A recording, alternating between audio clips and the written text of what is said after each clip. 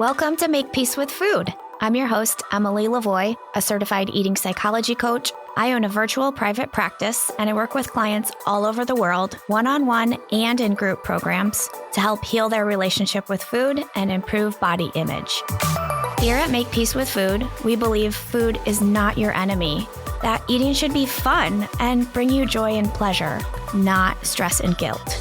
To keep this a safe space, I will try my best to avoid mentioning numbers like calories and weight, as well as other potentially triggering content, but you know yourself best, so please avoid any episode topics that may not feel helpful to where you're at in your healing journey. This podcast is for educational and entertainment purposes. It's not a replacement for medical or mental health advice, diagnosis, or treatment, nor does it provide a client or patient relationship. Consult your own provider on any changes you're thinking about making.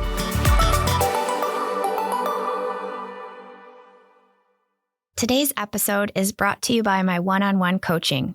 If you're curious about becoming a client and want to learn more about what it looks and feels like to receive support in healing your relationship with food and improving your body image, go to my website, emily-lavoie.com, to schedule a free 30-minute Zoom consultation.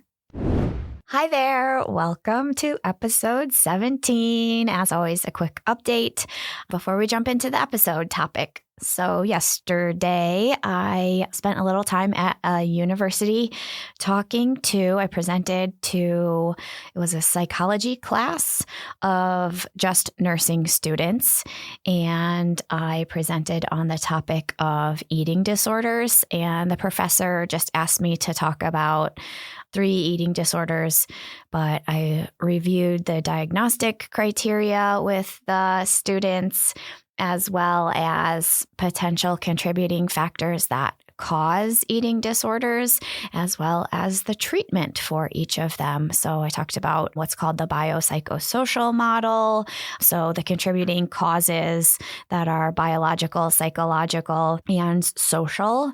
And so how we treat eating disorders with the biopsychosocial model, addressing the biological, psychological, and social. And that's how we get people the best results. So it was really cool because I kind of get to share not only what the DSM-5 says, but I also get to kind of add in my own thoughts about what I agree with and what I disagree with, and how we would like to see some changes and updates made to the DSM-6 that should be coming out in the next handful of years.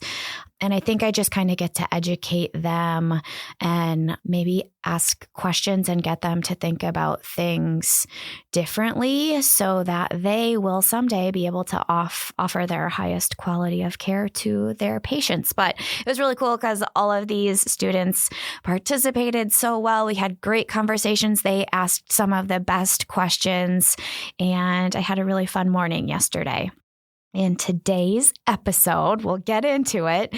I want to explain this analogy to you that I typically explain in almost every free consultation that I do with a potential client, to kind of get them to understand what our goal in our work is, and kind of how diet culture has made their relationship with food kind of go awry, I guess you could say.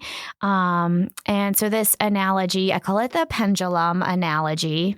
Oftentimes when I talk about it, I'm talking about it in reference to a person's relationship with food, but occasionally this same exact analogy also works when referring to a person's body size, shape, or weight. So here we go. Let's jump in. This is actually going to be probably challenging for me to explain because when I do a consultation, it's over Zoom, so I can see the person that I'm talking to, the potential client, they can see me as well.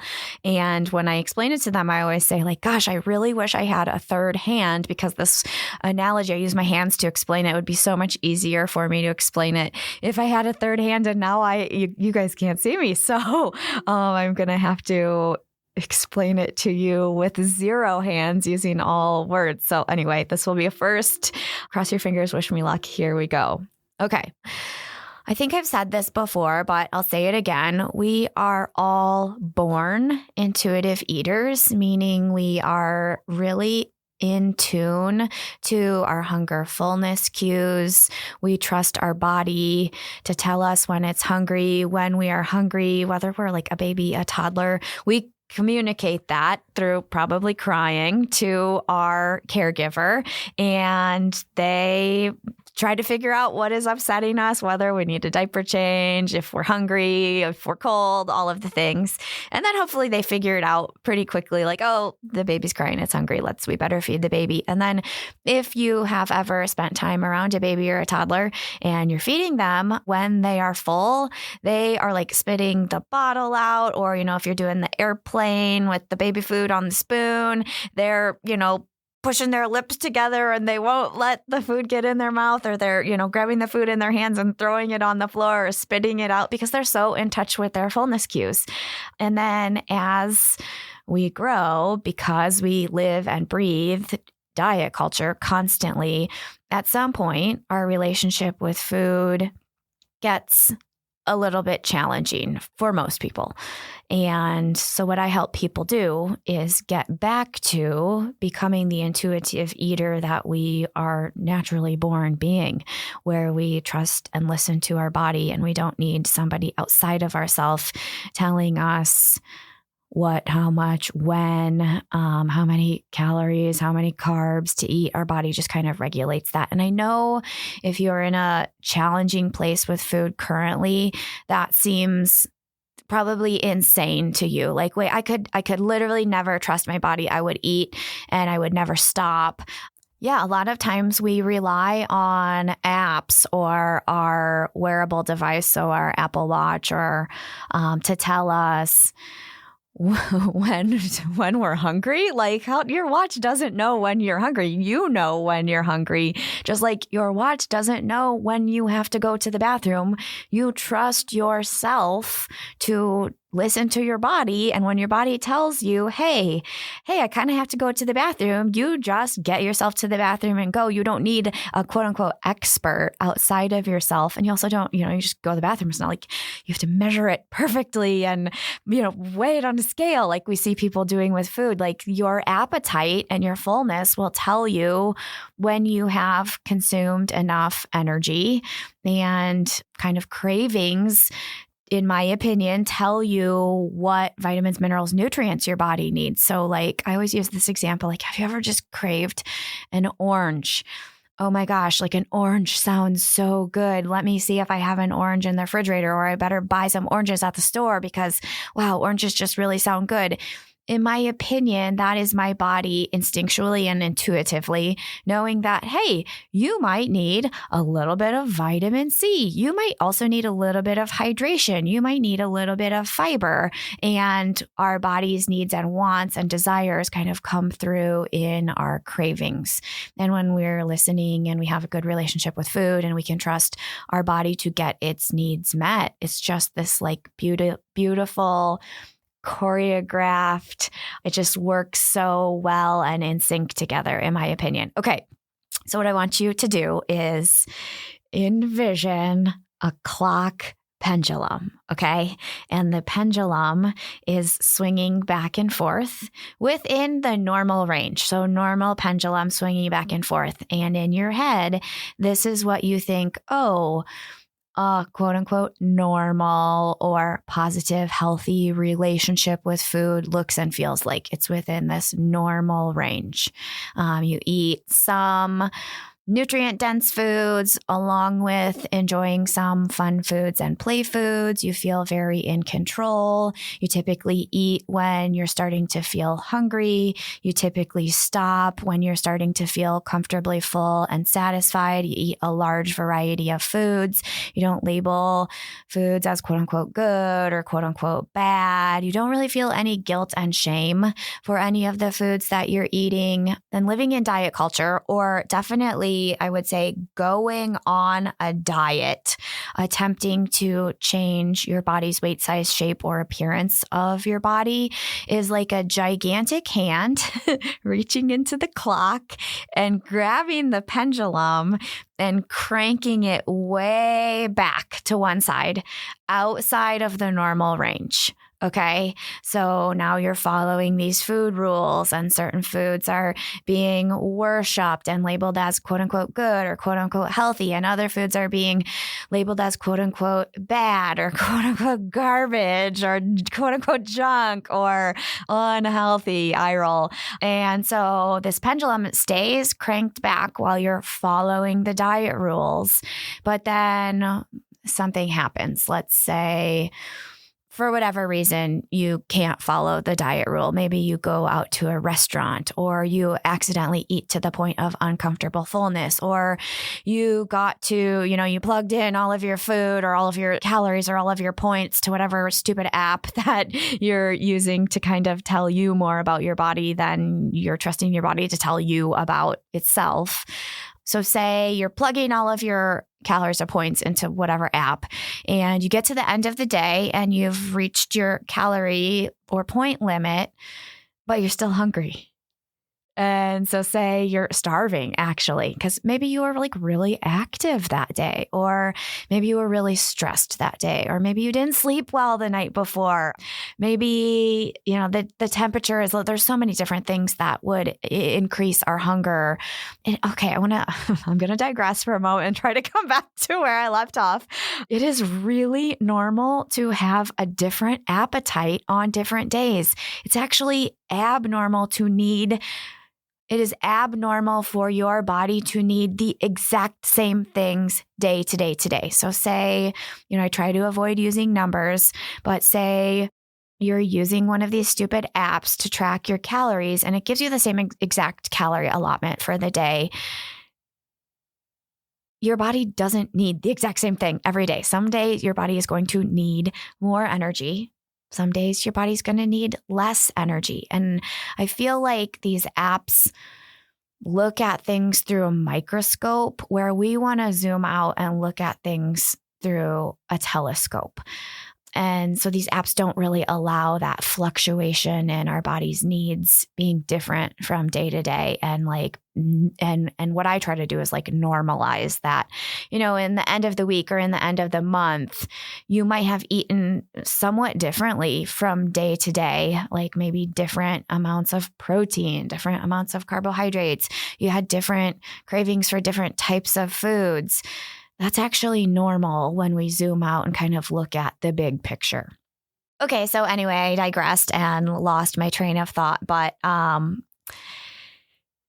forgive me. So it is normal for our appetite and our body's needs to vary, sometimes slightly, sometimes greatly from day to day. And the apps that maybe if we are kind of strictly tracking macros or counting calories or tracking points, the apps don't allow for that fluctuation. Oh, okay. I figured out where I was at. So say you get to the end of your allotment for the day and, we're envisioning this hand that's cranked the pendulum way outside of the normal range all the way to one side.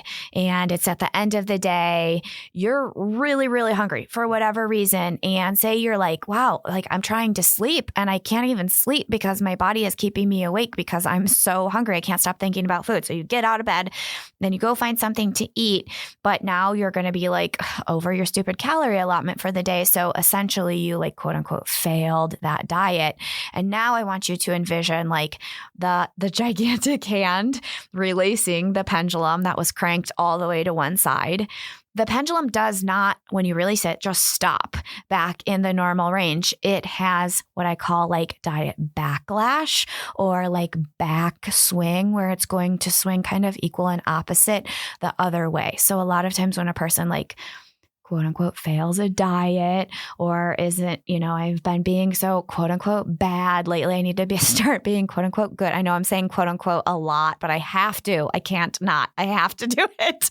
So the pendulum's not going to stop back in the normal ranges. It's going to, in intuitive eating, we call this sometimes the honeymoon phase of intuitive eating. So what I see often is a person who is still living and stuck in diet culture. Their pendulum is kind of being cranked way to the right outside of normal range. And they're following all of the food rules and being really, really strict and probably hungry and miserable often.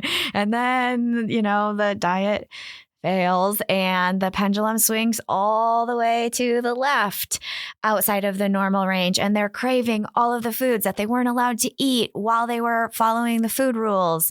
And they're probably eating a larger quantity of food. And that's your body's way of just recalibrating and doing what it's designed to do and knows how to do after eating less than enough. So if there's a time period where you have eaten less than enough, whether it's one day and then kind of eating to the point of uncomfortable fullness or binging in the evening, or if it's a longer phase, like, eating less than enough for a week or a month, and then that would be followed by the backlash of probably eating larger quantities than normal of food. And that's due to the restriction, but that might go on for a week or a month. A lot of times that backlash actually takes longer. And then if we just let the pendulum settle back into the middle, we would maybe be okay. But that is never what happens when a person is in that like backlash phase where the pendulum is way outside of normal range to the left. Usually that's when they start feeling guilt and shame and regret about the foods that they're eating being maybe too quote unquote bad, and they need to start being good again. So instead of letting the pendulum fall back into the normal range, they just crank it way back to the opposite side and start dieting again. So I see people's relationship with food taking these drastic swings from following strict, non-flexible food rules that are restrictive and way less than enough to meet your body's nutritional needs and energy needs, and then quote unquote failing and being like chaotic and feeling out of control around food, instead of just letting it fall back to the center. And when a person's been going through this for an extended period of time, like these drastic swings back and forth with the pendulum, that feels like they could never trust their body because they're so used to like relying on something else. And a lot of times their hunger cues go offline. And this is something that I wasn't planning on talking about today, but I can bring it up. There are some hormones that actually impact our hunger and our fullness. So there's a hormone, it's called ghrelin, and it is produced when our stomach is empty and our body needs energy in the form of food. And I remember this. My secret way of remembering this is ghrelin sounds like growling, like my stomach's growling, which means that your ghrelin is traveling through your bloodstream to your brain. And that's how your brain knows like, oh, my stomach is empty. And that ghrelin kind of kicks in this drive to eat and the desire of food. And you start thinking about food and feeling hunger. Okay, there's another hormone. It's called leptin, and it is known as kind of like the fullness or satisfaction hormone. So once your body's energy needs have been met and your stomach is full and you're satisfied, your body produces this hormone leptin, which travels in your bloodstream to your brain. Sometimes it takes a little bit of time. That's why it's nice to kind of take pauses while you're eating, and so that like the leptin can kind of catch up to the brain. Anyway, when your brain senses the leptin in your bloodstream, it knows like, oh, we can kind of like put our fork down, push our food away, wrap up whatever leftovers and enjoy them later. Like my body's content, its needs have been met. And so this is fascinating. And this research, I will link to it in the show notes, there's a lot of research done on this, but there's one study in particular where they're studying all kinds of blood levels and blood samples from Biggest Loser contestants, where they take a ton of blood work before the Biggest Loser starts and measure all kinds of things in the blood. But one of the things they measure is ghrelin levels and leptin levels. And then throughout the course of the Biggest Loser, they're taking more blood work. And then at the end, they're having a lot of blood work done. Anyway, what they find is that food restriction or dieting, so a time of food scarcity or a famine, if you are stranded on a desert island or on the stupid show, Biggest Loser, or just inflicting a diet on yourself, your body actually produces higher levels of ghrelin. So you're going to feel more hungry more often. And this is actually so cool because your body knows, hey, my needs aren't being met. I'm going to produce high levels of this to like heighten your drive to desire food and drive you to eat so that my nutritional needs can be met so that I don't die, right? Our body is so smart. Its job is to keep us alive, and it's so good at doing that. Okay, so when we are going through a time of food scarcity, eating less than enough, again, it doesn't matter if you're stranded on a desert island, on the show The Biggest Loser, or just following a diet, your body is also going to produce less leptin. So you're eating maybe like enough food, but your body's not feeling full yet because it's producing such high levels of leptin. It's going to need more food before your brain gets those signals that it has had enough.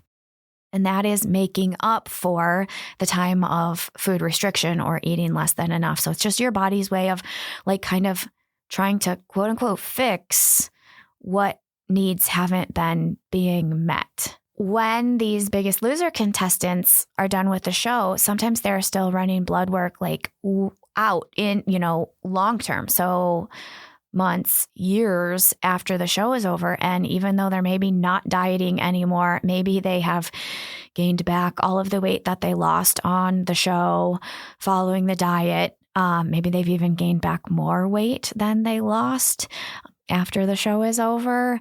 The ghrelin and leptin levels never go back to what they were previous to the show starting. So they stay kind of out of whack or elevate, like the leptin stays too high. So you need more food in order to feel fullness, or the body just continues producing more ghrelin.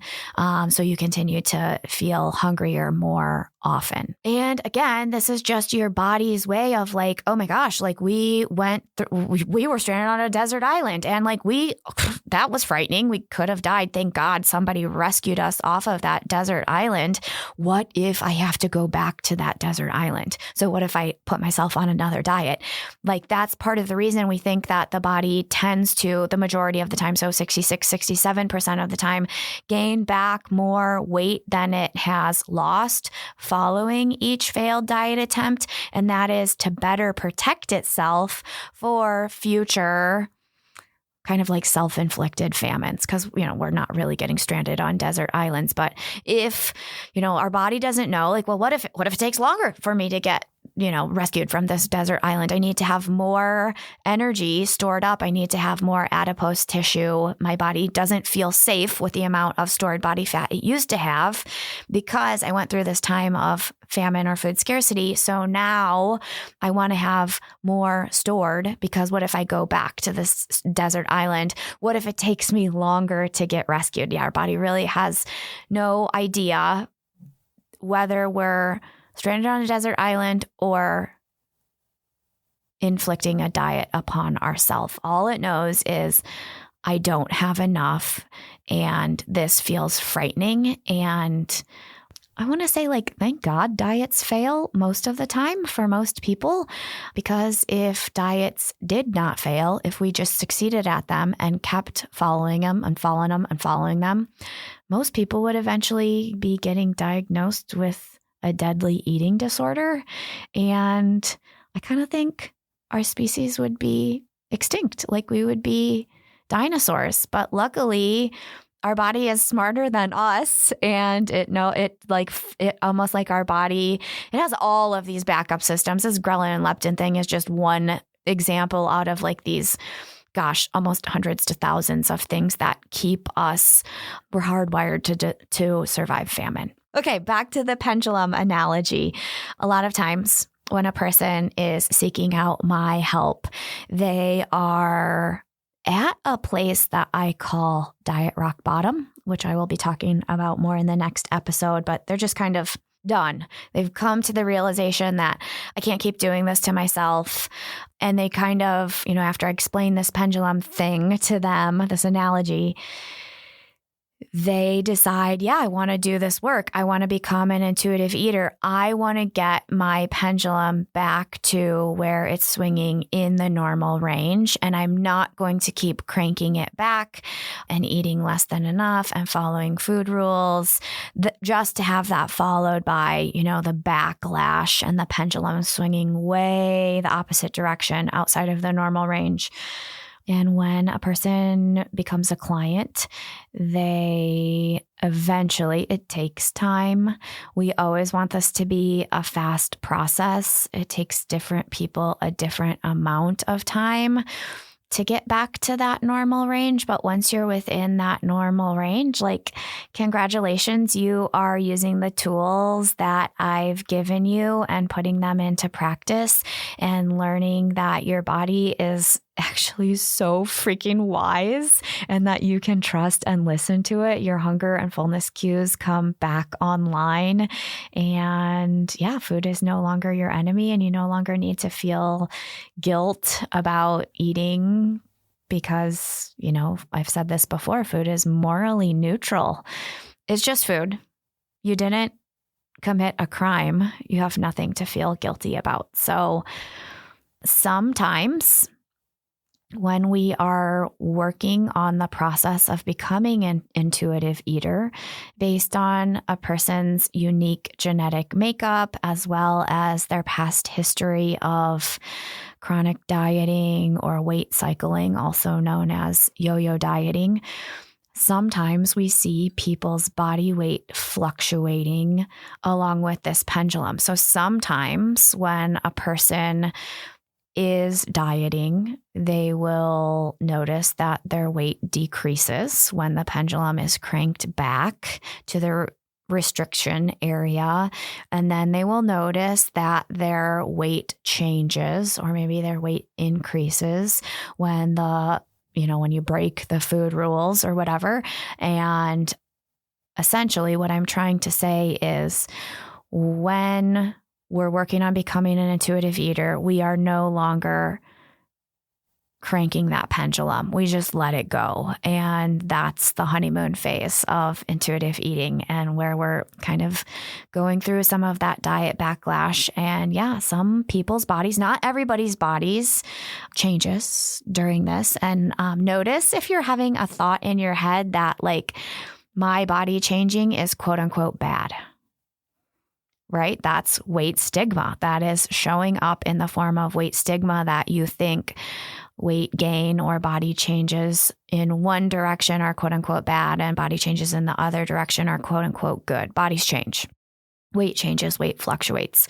But when we have the pendulum returned to the normal range and it's swinging within the normal range, and, maybe we're doing a sane amount of movement that we enjoy, not exercise in the form of punishment, and we're, maybe getting a good night's sleep and making sure we're staying hydrated, and maybe also addressing any mental health issues that we may be facing. And our relationship with food is stable and we are an intuitive eater again, our body weight stabilizes. Not to say that your weight will never, ever change again, because maybe you get pregnant and your body weight will change. Maybe you go through menopause, bodies change during that time frame. Yeah, it's very normal for our bodies to change throughout our life. It's kind of this diet culture lie that you get to this place where your body just, I don't know, you're a senior in high school and your body should never change again, or you're in college and that's the body that you should have forever. No, that's another diet culture lie. That's so inaccurate. We need to start embracing the fact that our body changes because we're aging, and it is what it is. Anyway, yeah, so I do have a lot of clients that kind of have had these almost multiple sizes of wardrobes at their house because they've been yo-yo chronic dieters and they have weight cycled.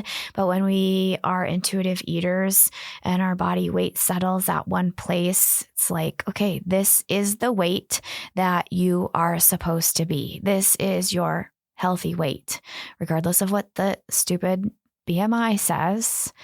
It's just nice to have that stabilized and to feel not crazy around food. I remember when I was struggling with food, like going to maybe like a party or holiday, and there's like this spread of food and feeling like an absolute crazy person around the food. Like just my thoughts would be incredibly chaotic and I'd feel out of control. And I'd just be looking around at all the other people there, like laughing and having conversations and connecting and appearing to be so normal around food. And like my thoughts were just like, how are these people so normal? Like the food is just not screaming at them and, like they just have food on their plates and it's not like they're not obsessing about it. And like, I just didn't understand it, but I promise no matter how chaotic your relationship with food is currently, you yourself are able to get back to a place where you have a peaceful relationship with food and your pendulum stabilizes back into that normal range. It's really normal for people to think like, oh, yeah. I could totally see why this would work for everybody else. I understand it. Like I can conceptually can comprehend what you're saying. And I get that, but it's just never going to work for me. I was like, sorry, like, no, you are a human as well.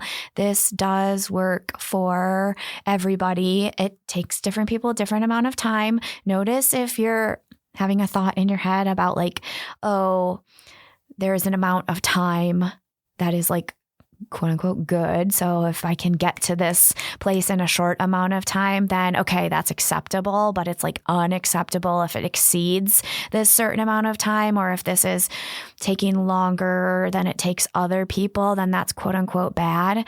I also think this is really, oh my gosh, I'm so glad I remembered to say this. This is important because I get asked this question a lot. Almost in every consultation. And even if they don't ask, I try to address it.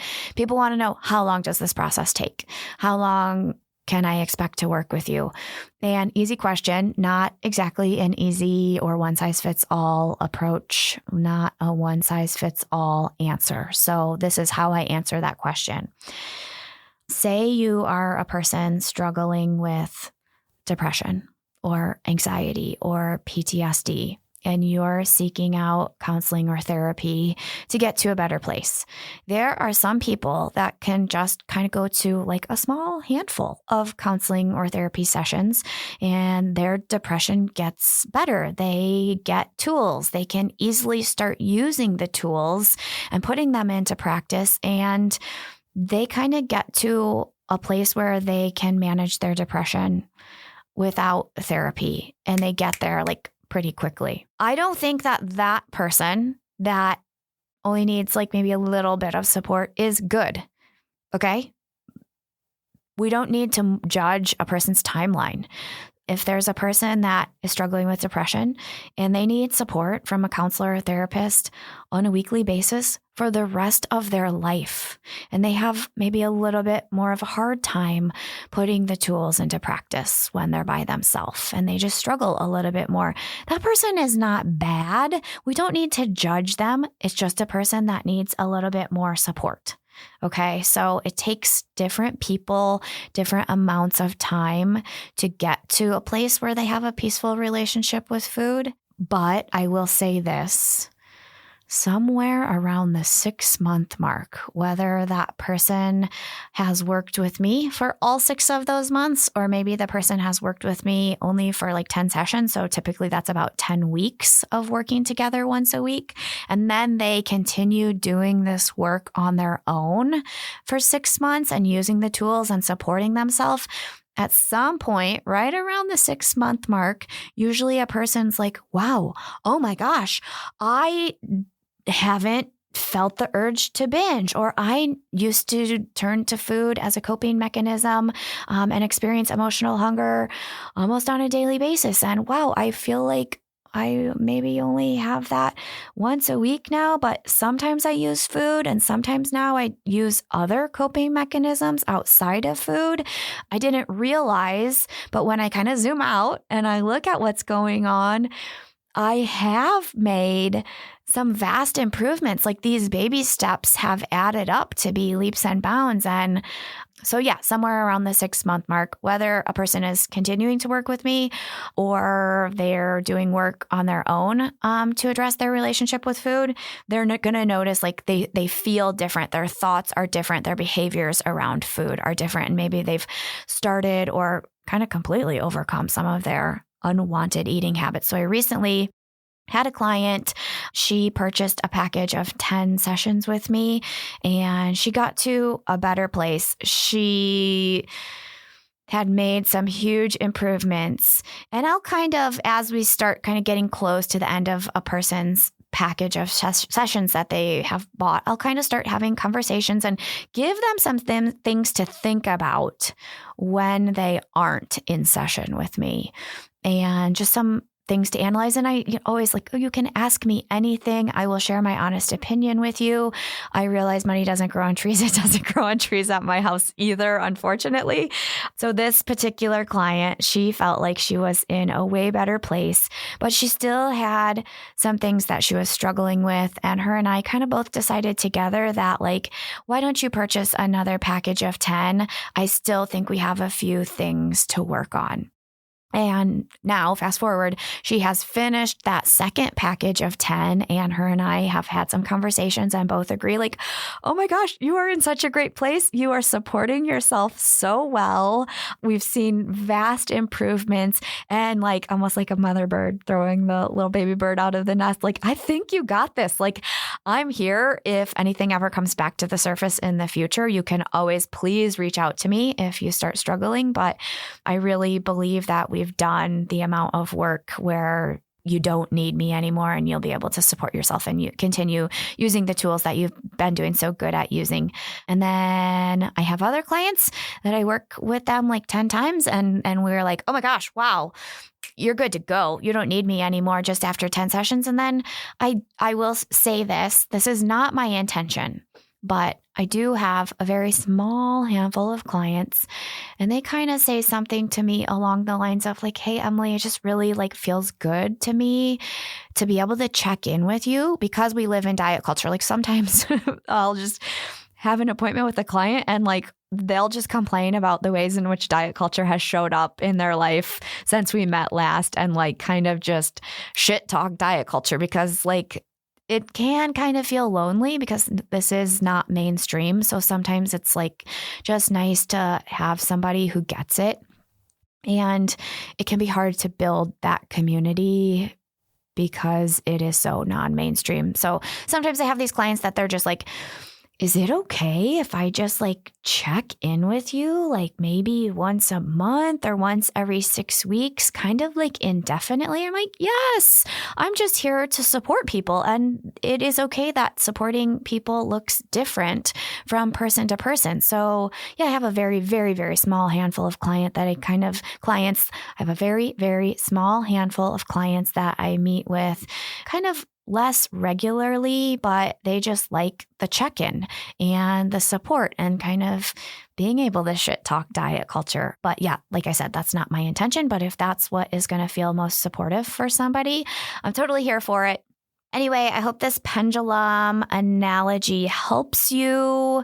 And if you are ready to break free from the drastic swinging back and forth, out of control, following a diet, feeling out of control and chaotic around food, please go to my website, emily-lavoie.com, schedule a free Zoom consultation. I love answering questions and figuring out if we're a good fit and if this work is right for you.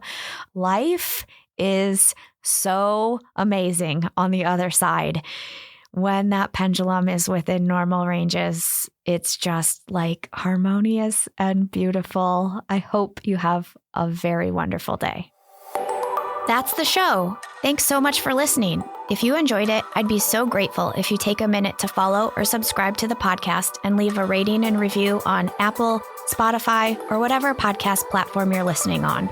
It helps others to find the podcast and continue spreading this important information to more people who need to hear it. This podcast is made possible by paid supporters at patreon.com/makepeacewithfood. They're truly what keep this show going so that I can pay my assistant, editor, producer, and allow me to keep sharing all of this content and doing this important and needed work with you all.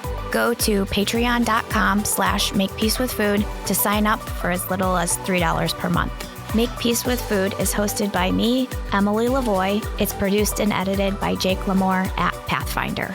Thank you so much for your support.